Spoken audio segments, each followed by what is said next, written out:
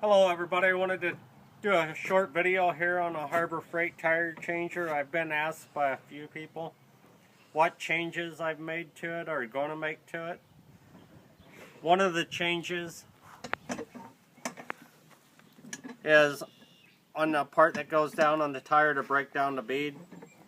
These bars that it comes with is flimsy, so I added some angle to it.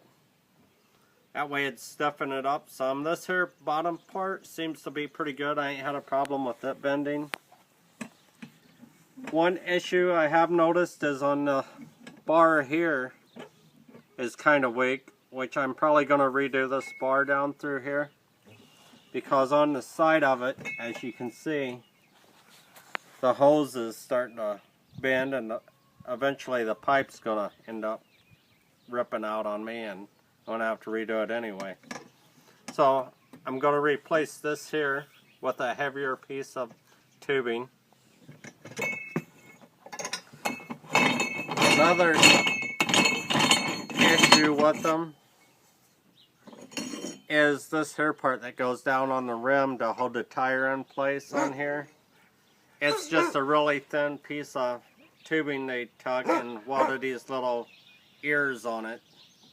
It's bending. As you can see, it was perfectly round and now it's kind of odd shaped there. But I got to make a new one of these.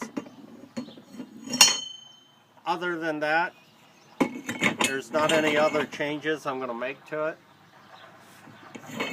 But if you get one and you're going to use it to do very many tires, like I said, you'll want to change this here part, get you a heavier duty one, and redo this here to break down the beads and this here bar.